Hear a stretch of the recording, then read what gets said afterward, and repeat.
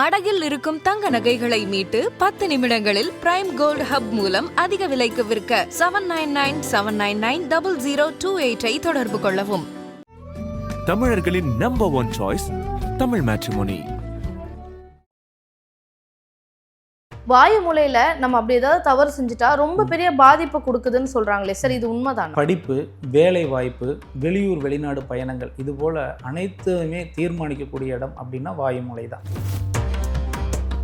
வாஸ்துப்படி உங்களோட பூர்வீக இடம் சரியாக இருந்தால் மட்டுமே நீங்கள் எந்த வெளிநாடுகள் வெளி மாநிலங்கள் எங்கே போனாலும் நீங்கள் நல்லா இருக்க முடியும்.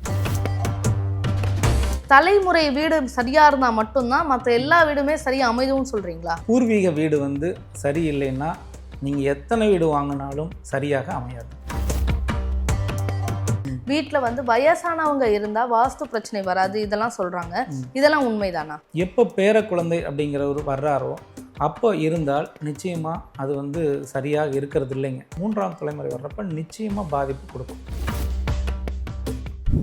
ஆதன் ஆன்மீகம் நேயர்களுக்கு வணக்கம். தொடர்ந்து நம்மளுடைய ஆதன் ஆன்மீகம் சேனலில் வாஸ்து சம்பந்தமாக நிறைய குறிப்புகள் நம்மளுடைய நேயர்களுக்காக கொடுத்துட்ருக்காரு ஸ்ரீ சர்க்குரு வாஸ்து நிறுவனர் மற்றும் சுப வாஸ்து கர்தா மங்களம் தங்கத்துரை அவர்கள் இன்னைக்கு நம்மளோட இணைஞ்சிருக்காங்க. வணக்கம் சார். குருவாழ்க, குருவை துணை. நிறைய இடங்களில் ரொம்ப முக்கியமானதாக வாஸ்துல பார்க்கக்கூடிய ஒன்று அப்படின்னா வாயு மூலை. அக்னி மூலை எப்படி முழுக்க முழுக்க கிச்சன் சம்பந்தப்பட்ட விஷயங்கள் வருதோ அந்த மாதிரி வாயு மூலைன்னு ஒரு மூலை இருக்கும். வாயு மூலையில நம்ம அப்படி ஏதாவது தவறு செஞ்சுட்டா ரொம்ப பெரிய பாதிப்பு கொடுக்குதுன்னு சொல்றாங்களே சார், இது உண்மைதானா? உண்மைங்க. ஒரு வீட்டிற்கு ரொம்ப அத்தியாவசியம் அவசியம் அப்படின்னு சொல்லி 2 விஷயமா பிரித்தோம்னா அதில் ஈசானியம் அப்படிங்கிறது ரொம்ப ரொம்ப அத்தியாவசியமானது, தலைப்பகுதிங்க. 2வது அடுத்தது பார்த்திங்கன்னா வாயு பகுதி. வாயு வேகம், மனோவேகம். எப்போவுமே உங்களுடைய தொழில் முன்னேற்றம், ஆரோக்கியம், குடும்ப உறவுகள், அதே மாதிரி படிப்பு, வேலை வாய்ப்பு, வெளியூர் வெளிநாடு பயணங்கள், இது போல் அனைத்துமே தீர்மானிக்கக்கூடிய இடம் அப்படின்னா வாயு மூலை தான். வாயு வேகம், மனோவேகங்கிறது அந்த மனசு தொடர்புடையதில்லை. அந்த மனசு தான் நம்ம என்ன பண்ணணுங்கிற தீர்மானிக்கும். ஓகே, அப்போ நமக்கு ஈசானியத்தில் தவறு செஞ்சோம் அப்படின்னா தலை பாதிக்கும், அப்படின்னா வாயு மூலையில் தவறு செஞ்சால் மனசு பாதிக்கும். கண்டிப்பாக பாதிக்கும். இப்போது நீங்கள் ஒரு வாயு மூலையில் ஒரு தவறு ஏற்படுது அப்படின்னா ஒரு ஆணோ ஒரு பெண்ணோ வடமேற்கு வடக்கு திசையில் தலைவாசல் இருந்துச்சுன்னா அவர்களுக்கு கெட்ட பேரை ஏற்படுத்தும்னு சொல்கிறோம். அவரோட நடத்தை தவறான ஒரு நடத்தையில் இருக்கும், தவறானவங்களோட தொடர்புகளில் இருப்பாங்க அப்படிங்கிறது இந்த வாஸ்து விதி. அதுபோல் வடமேற்கு வடக்கு வாசல் இருந்துச்சுன்னா கோர்ட்டு கேஸு வழக்குகள் அப்படிங்கிறது அவங்க வாழ்நாள் கூட தொடர்ந்துக்கிட்டே தான் இருக்கும். அதே போல் கடன் பிரச்சனைகள், நீங்கள் எவ்வளவு கடன் வாங்கினாலும் கடன் பெருகிக்கிட்டே தான் இருக்கும், கடன் குறையவே குறையாது. இதுவும் வாயு மூலைக்கானது தான். அதே வாயு மூலையை நல்லதும் செய்யும். வாயு மூலை வாஸ்துப்படி சரியாக அமைச்சுக்கிட்டிங்கன்னா அங்கே சினிமா துறை அப்படிங்கிறதுல சிறப்பாக இருப்பாங்க. அதே போல் கல்வித்துறை, காவல்துறை, நீதித்துறை, போக்குவரத்து, அதே தொழிற்சாலை, மிகப்பெரிய தொழிற்சாலைகள் நடத்தக்கூடிய இடங்கள், இவை அனைத்துமே வாயு மூலை தொடர்புடையது, வருமானத்துக்கு தொடர்புடையது. வாயு மூலை தவறாக இருந்துச்சுன்னா வருமானம் அப்படிங்கிறது வந்தாலும் கூட நிலையாக இருக்காது. அது ஏதாவது ஒரு காரணங்களுக்காக விரைய செலவாக போயிடும். அதனால் வாயு மூலை வீட்டிற்கு ரொம்ப ரொம்ப முக்கியமான பகுதி. அதை வாஸ்துப்படி அமைச்சுக்கிட்டால் ரொம்ப சிறப்பாக இருக்கும். ஓகே சார், இந்த வாயு மூலையில் நம்ம என்ன அறை அல்லது என்ன விஷயம் வச்சா நல்லது? இல்லை, வாயு மூலை அப்படிங்கிறது பொதுவாகவே என்ன பண்ணுறோன்னா கழிவறை கொடுங்க அப்படின்னு சொல்கிறோம். கழிவறை வாயு மூலையில் எப்படி அமைக்கணும் அப்படிங்கிற ஒரு வாஸ்து விதி இருக்குது. அதை பொதுவாக வாயுவில் வடமேற்கு திசையை ஒட்டியது போல் கழிவறை அமைத்தாங்கன்னா அங்கேயும் மருத்துவ செலவுகளை கொடுக்குது பெண்களுக்கு. அப்போது கழிவறை அமைக்கும்போது வாயு மூலையில் எத்தனை அடி விட்டு அமைக்கணும், எவ்வளோ தள்ளி அமைச்சா அது சிறப்பை கொடுக்கும் அப்படின்னு அது தெரிஞ்சு அமைச்சாங்கன்னா அது மிகச்சிறப்பாக இருக்கும். அப்படி இல்லாமல் பொதுவாக ஒரு கழிவறை அமைக்கும் பொழுது அது மிகப்பெரிய அளவில் ஆரோக்கிய குறைபாடையும் மருத்துவ செலவுகளையும் கொடுக்குதுங்க. வாயு மூலையில் ஹால் கொடுக்கலாம், அது ரொம்ப சிறப்பாக இருக்கும்.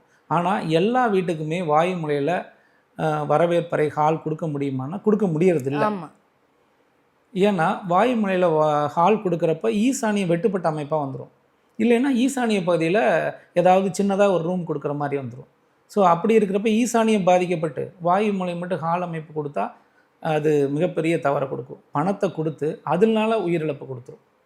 ஸோ அதனால் இடத்திற்கு தகுந்தாற் போல் நீங்கள் வாயு பகுதியில் சரியான ஒரு அமைப்பு ஒரு கழிவறையோ அல்லது அறை அமைப்போ கொடுத்தா ரொம்ப சிறப்பாக இருக்கும். கண்டிப்பா சார். அடுத்து இன்னும் கடைசியா எனக்கு ஒரு கேள்வி என்ன அப்படின்னு பார்த்தீங்கன்னா, ஒரு சிலர் வந்து ஒரு வீட்ல இருப்பாங்க. அவங்களுக்கு எந்த பிரச்சனையுமே இருக்காது. அவங்க நல்லா இருப்பாங்க. அடுத்து ஒரு வீட்டுக்கு மாறின சில காலத்திலேயே குறிப்பிட்டு சொல்லக்கூடிய ஒரு நாட்களுக்குள்ளேயே வந்து அவங்களுக்கு ஏதோ ஒரு பெரிய நோய் இருக்கிறது தெரிய வரும். இப்ப வாஸ்து வந்து அவங்க இருந்த பழைய வீட்ல பிரச்சனையா, இல்ல இப்ப இருக்கக்கூடிய புது வீட்ல பிரச்சனையா? இல்லை, இது எப்படி எடுத்துக்கணும் அப்படின்னா, இப்போ ஒருவருக்கு சொந்த வீடு, பூர்வீக வீடு, ஃபஸ்ட்டு வந்து பூர்வீக வீடு தான் பார்க்கணும். எப்போவுமே பூர்வீகம்தான் ஒரு மனிதனுடைய வளர்ச்சியை தீர்மானிக்கும். அதுதான் நம்மளுடைய டிஎன்ஏன்னு நாங்கள் வாஸ்துவில் சொல்கிறோம். அது பூர்வீகம்தான் அவங்களுடைய குலதெய்வத்துக்கானது, முன்னோர்களுக்கானது. அவங்க என்ன நமக்கான வழிமுறைகள் வைத்து கட்டியிருக்காங்களோ அது தப்பாக இருந்துச்சுன்னா நீங்கள் எத்தனை வீடுகள் மாறினாலும் தப்பாக தான் இருக்கும். அது வாஸ்துப்படி உங்களோட பூர்வீக இடம் சரியாக இருந்தால் மட்டுமே நீங்கள் எந்த வெளிநாடுகள், வெளி மாநிலங்கள் எங்கே போனாலும் நீங்கள் நல்லா இருக்க முடியும். அப்படி இல்லாத பட்சத்தில் பூர்வீகம் தப்பாக இருந்து நீங்கள் நல்ல வீடுகளே வெளி மாநிலத்தில் இருந்தாலும் கூட உங்களுக்கு நல்ல பலனை கொடுக்கறது இல்லைங்க சார். அப்போ நம்மளுடைய தலைமுறை வீடு சரியாக இருந்தால் மட்டும்தான் மற்ற எல்லா வீடுமே சரியாக அமைதும்னு சொல்கிறீங்களா? 100%. பூர்வீக வீடு வந்து சரியில்லைன்னா நீங்கள் எத்தனை வீடு வாங்கினாலும் சரியாக அமையாது. சார், ஒரு சிலருக்கு பூர்வீக வீடே இல்லை, எல்லாமே வித்தாச்சு, இப்போ நாங்கள் சென்னையில் வாடகைக்கு இருக்கோம் அப்படின்னா அவங்களுக்கு என்ன மாதிரி? அவங்களுக்கு எந்த பிரச்சனையுமே இல்லைங்க. பிரச்சனையே இல்லை, எந்த பிரச்சனையும் இல்லை. நீங்கள் இந்த பூர்வ குடிகள் அப்படிலாம் எடுத்துக்கோங்க, மலைவாழ் மக்களையெல்லாம் எடுத்துட்டிங்கன்னா அவங்கெல்லாம் வந்து குகைகளில் ஏதோ ஒரு கூரை மாதிரி அமைச்சு மரம் செடிகளுக்குள்ளே தான் வாழ்க்கை நடத்துவாங்க. அவங்களுக்கு ஏதாவது ஆரோக்கிய குறைபாடுன்னு எங்கேயாச்சும் மருத்துவமனையில் பார்த்துருக்கீங்களா? ஏதாவது பிரசவம் பிரச்சனை, குழந்தை பிறப்பில் பிரச்சனை இருக்குது, இல்லை ஆண் பெண்ணுக்கான சண்டை சச்சரவுகள் இருக்குது, அடிதடி வெட்டு குத்து கோர்ட்டு கேஸ், இந்த மாதிரி ஏதாவது ஒரு பிரச்சனைகளில் வந்திருக்காங்களா? இல்லை, கிடையாது. அப்போது ஒரு வீடு தான் ஒரு மனிதனுடைய நல்லது கெட்டது, முன்னேற்றங்கள், ஆரோக்கியங்கள் எல்லாமே தீர்மானிக்குது அப்படிங்கிறத வாஸ்துல மீண்டும் மீண்டும் நான் பதிவிட்டுக்கிறேன். சரி, இன்னும் ஒரு சாரார் வந்து என்ன சொல்லுவாங்க அப்படின்னு பார்த்தீங்கன்னா, கூட்டு குடும்பமாக இருந்தால் வாஸ்து பிரச்சனை வராது, வீட்டில் வந்து வயசானவங்க இருந்தால் வாஸ்து பிரச்சனை வராது, இதெல்லாம் சொல்கிறாங்க. இதெல்லாம் உண்மைதானா? இல்லை, கூட்டு குடும்பமாக இருக்கிறது நல்லது தாங்க. அது எப்படி இருக்கணும் அப்படின்னா, ஒரு தலைமுறை, இப்போது தந்தை இருக்கிறார் அப்படின்னா மகன் இருக்கலாம். எப்போ பேர குழந்தை அப்படிங்கிறவர் வர்றாரோ அப்போ இருந்தால் நிச்சயமாக அது வந்து சரியாக இருக்கிறது இல்லைங்க. இது வந்து அனுபவபூர்வமாக நாங்கள் சொல்கிறது. தந்தையுடைய வெற்றி, தந்தை மிகப்பெரிய அளவு வெற்றி அடைஞ்சிட்டாருன்னா மகனுடைய வெற்றி அப்படிங்கிறது பெருசாக இருக்கிறது இல்லைங்க. அவர் சம்பாதித்த சொத்தையே இந்த மகன் காப்பாற்றுறாருன்னா அதுவே சரியாக செய்ய முடியறதில்லை. இந்த 3ஆம் தலைமுறை வர்றப்ப வாஸ்து சரியான வீடுகள் வந்து பெருசாக பாதிப்பு கொடுக்கறதில்ல. வாஸ்து தவறான வீடுகள் எப்போ பேர குழந்தைகள் அப்படின்னு வர்றாங்களோ அப்போ மிகப்பெரிய அளவில் பாதிப்பு கொடுக்குது. இது தொழில் நிறுவனங்களுக்கும் கூட பொருந்துங்க. இப்போ அப்பா வந்து ஒரு தொழில் ஆரம்பிச்சிருப்பார், மகன் ரன் பண்ணிகிட்டு இருப்பார், அடுத்து பேரன் வந்தார்னா ரன் பண்ணுறதில்ல. நிறைய இடங்களில் நடத்த முடியறது இல்லைங்க. அது ஏதாவது ஒரு காரணத்துக்காக அந்த தொழில் நிறுவனம் மூடப்பட்டுருது. அப்போ 2 தலைமுறைகள் தான் நடத்த முடியுது. இப்போ வீடுகளும் இதே போல தான். ஒரு வீடு அப்படிங்கிறது 2 தலைமுறைகள் வந்து பெருசாக பாதிப்பு கொடுக்காது. 3ஆம் தலைமுறை வர்றப்ப நிச்சயமாக பாதிப்பு கொடுக்கும். ஓகே. வீட்டில் வந்து ரொம்ப வயதானவர்கள் இருந்தால் வாஸ்து குறைபாடே இருக்காது அப்படின்னு சொல்லப்படுறது வந்து உண்மைதானா? இப்போது நான் ஃபஸ்ட்டு சொன்னதை இப்போ சொல்கிறேன். வாஸ்துங்கிறது மனம் தொடர்புடையது. இப்போது உங்கள் மனசு சரியில்லை அப்படின்னா தாத்தா பாட்டி இருக்காங்கன்னா என்ன சொல்லுவாங்க? விட்றா பார்த்துக்கலாம், என்னன்னாலும் பார்த்துக்கலாம், நான் இருக்கேன் அப்படின்னு சொல்லுவாங்க. இந்த ஒரு வார்த்தை தான் உங்களை வந்து அடுத்த கட்டத்துக்கு நகர்த்தும். அதனால தான் வாஸ்து தேவையில்லைன்னு சொல்கிறது. புரியுது. இப்போது நீங்கள் எவ்வளோ வாஸ்து தவறாக இருக்குது, என்ன பிரச்சனைகள் வந்தாலும் கூட அந்த முன்னோர்கள் நம்மளுடைய பெரியவர்கள் இருக்கிறப்போ அதை பேலன்ஸ் பண்ணி கொண்டு போயிடுவாங்க. கண்டிப்பாக. ஆனால் அவங்க இல்லாதப்போ ஒரு வீட்டில் வந்து ஒரு தவறான வாஸ்து அமைப்பு இருந்துச்சுன்னா நம்ம உடனடியாக நம்ம முடிவெடுப்போம். நம்ம நல்லதாக முடிவெடுக்கிறோமா தப்பாக முடிவெடுக்கிறோமான்னு நமக்கே தெரியாது, எப்படி நடந்துச்சுனே தெரியாது.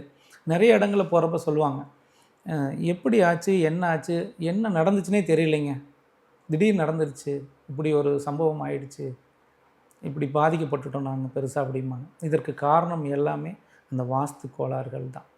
அது பெரியவங்க இருக்கிறப்போ இதை பக்குவப்படுத்தி கொண்டு போயிடுவாங்க. இப்போ சமீபத்தில் பார்த்தீங்கன்னா நிறைய பேர் வந்து வாஸ்து படிக்கிறதுல வந்து ஆர்வம் காட்டிட்டு வராங்க, வாஸ்து படிச்சுட்டும் இருக்காங்க, ஜோதிடமும் நிறைய பேர் படிச்சுட்டு தான் இருக்காங்க. இந்த மாதிரி வாஸ்து ஜோதிடம் இந்த மாதிரியான துறைகள் வந்து எல்லாரும் படிக்கலாமா? நீங்கள் தாராளமாக படிக்கலாம். யார்கிட்ட படிக்கிறீங்க அப்படிங்கிறத பொறுத்து தான் நீங்கள் அந்த துறையில் சிறப்பாக செயல்பட முடியும் அப்படிங்கிறது என்னோடய கருத்து. இப்போது வாஸ்துத்துறை அப்படின்னு சொல்லி எடுத்துட்டிங்கன்னா இன்றைக்கி 2 நாள் வாஸ்து படித்தவங்களும் வகுப்பெடுக்கிறாங்க. எங்களை போல் 15 ஆண்டுகள் 16 ஆண்டுகளை தாண்டி இந்த வாஸ்துத்துறையில் இருக்கிறவங்களும் வகுப்பெடுக்கிறாங்க. சமீப காலத்தில் வந்து புத்தகத்தை படிச்சுட்டு வாஸ்து எடுக்கிறாங்க. அப்போ இதில் யார் சிறந்தவர்கள் அப்படிங்கிறத அனுபவபூர்வமாக உணர்ந்து அவர்களிடம் படிப்பது சிறப்பு. அதே போல் தான் இந்த ஜோதிடத்தில் எடுத்துட்டிங்கன்னா ஃபஸ்ட்டு நீங்கள் என்ன கற்றுக்க போகிறீங்க அப்படிங்கிறத நீங்கள் முடிவு பண்ணணும். அப்போது என்ன சிஸ்டம், இப்போ கோயம்புத்தூர்னா ஜோதிடத்தில் ஒரு சிஸ்டம், நாகப்பட்டினம்னா ஜோதிடத்தில் ஒரு சிஸ்டம், இதே அப்படியே நாகர்கோவில் போனீங்கன்னா அவங்க தனி சிஸ்டம், இப்படியே திருப்பூர் ஈரோடு மாவட்டம் வந்தீங்கன்னா ஜோதிடர்கள் அவங்க ஒரு சிஸ்டம். இப்போ நீங்கள் எந்த சிஸ்டம் படிக்க போகிறீங்க ஃபஸ்ட்டு இதை தீர்மானம் பண்ணுங்கள். அப்போது இதில் எந்த சிஸ்டம் ஜோதிடத்தில் சரியாக இருக்குது, எது உண்மை, எது சரியான கணிப்பு அப்படிங்கிறத இப்போ ஒரு மிகப்பெரிய ஒரு குழப்பமான சூழ்நிலை இருக்குது. இப்போ நான்லாம் ஜோதிடம் கற்றுக்கலாம் அப்படின்னு சொல்லிட்டு போயிட்டு கொஞ்சம் வகுப்பு போன உடனே பார்த்திங்கன்னா இந்தந்த சிஸ்டம் ஒவ்வொரு சிஸ்டத்தை கேட்டு தலை சுற்றிடுச்சு. இது எதை படிக்கிறது, எதை படித்தா நம்ம ப்ரெடிக்ஷன் கொடுக்க முடியும் அப்படிங்கிறதுலே பயங்கர குழப்பம் இருக்குது. அப்போது இதுலேயே இன்னும் தெளிவில்லை. அப்போ தெளிவில்லாத ஒரு விஷயத்த நம்ம போய் அந்த கற்றுக்கிட்டு அதனால் என்ன பயனாக போகுதுங்க? ஏதாவது ஒரு ஜோதிடத்தை போகிறோம், ஒரு 200 500 பணம் கொடுத்தா சொல்ல போகிறாரு. ஜோதிடம் அப்படிங்கிறது என்னங்க? மனம் சார்ந்தது. நீங்கள் அதில் மாற்றவே முடியாது. ஜோதிடம் கால கண்ணாடி காலபுருஷ தத்துவம், அதில் நீங்கள் எதையுமே மாற்றி வைக்க முடியாது. அதில் நம்ம கற்றுக்கிறது ஒரே விஷயம் என்னென்னா பார்க்கலாம். அங்கே ஜோதிடத்தை போய் நீங்கள் ஒரு 500 கொடுத்தீங்கன்னா அவர் சொல்லுவார், உங்களுக்கு ஆடி மாதம் போய் ஆவணி மாதம் வந்தால் சூப்பராக இருக்குது, உங்கள் பையன் டாப்பில் வந்துடுவார்னாரு. அப்படி சொன்னால் ரைட், ஓகே, திருப்தி. இதுதான் ஜோதிடர் செய்ய முடியுமே ஒழிய நீங்கள் அதில் எந்த சிஸ்டத்தையும் மாற்ற முடியாது, எந்த பரிகாரம் சொல்லியும் ஒன்றுமே பண்ண முடியாது. இன்றைக்கி பரிகாரம் சொல்லி பரிகாரம் பண்ணி எந்த பரிகாரம் வந்து சரியாக நடந்திருக்குன்னு சொல்லுங்கள். நீங்கள் ஈரோடு மாவட்ட கொடுமுடி போனீங்கன்னா அந்த அமாவாசை பௌர்ணமினா பரிகாரத்துக்குன்னே ஒரு பெரிய குரூப் உட்காந்துருப்பாங்க. ராமேஸ்வரம் போனாலும் ஒரு பெரிய குரூப் இருப்பாங்க. அங்கே வந்தவங்களே எல்லாம் நடந்துச்சா அப்படின்னு கேட்டிங்கன்னா கிடையாது.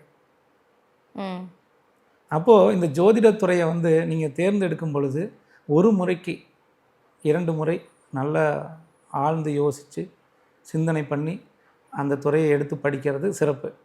இன்னொரு விஷயத்தை நான் சொல்கிறேன், எப்போவுமே ஜோதிடத்துறையில் நீங்கள் போயிட்டீங்கன்னா, நான் என்னோடய அனுபவத்தை உங்கள்கிட்ட இப்போ சொல்கிறேன். இப்போ நான் ஃபஸ்ட்டு படிக்கும்போது இந்த சூரியன்லேருந்து செவ்வாய் வரைக்குமே இன்னும் ஒரு 9 கிரகங்கள் இருக்குது. இதுதான் அடிப்படையாக வச்சு சொல்லித்தர்றோம். இது வருடங்கள் வந்து ஜனவரிலேருந்து டிசம்பர் வரைக்கும் இது மாற்றம் இருந்துகிட்டே இருக்கும். ஒவ்வொரு கிரக மாற்றத்தன்னைக்கெலாம் இது நடக்குமா அது நடக்குமான்னு எல்லாத்தையும் அதை பார்த்து எந்த வேலையுமே செய்ய மாட்டோம். இதில் பொருளாதார இழப்பு, நேர இழப்பு, மன உளைச்சல் இதுதான் ஏற்படுது. கண்டிப்பாக. அதனால் அந்த மாதிரி ஒரு விஷயங்களை எல்லாம் தவிர்த்துட்டு நீங்கள் தொழில், குடும்பம், அடுத்து நம்ம எப்படி பயணப்படலாம் அப்படிங்கிறது அதை நோக்கி பயணப்படுங்க. வாழ்க்கை அப்படிங்கிறது சிறப்பாக இருக்கும். நிச்சயமாக சார், நிறைய விஷயங்கள் இன்றைக்கி வாஸ்து சம்மந்தமாக என்ன செய்யணும் செய்யக்கூடாது அப்படின்னு ரொம்ப தெளிவாக சொன்னீங்க. எங்களுடைய நேயர்களுக்கு ரொம்ப பயனுள்ளதாக இருக்கும்னு நினைக்கிறேன். ரொம்ப நன்றி சார். நன்றிங்க.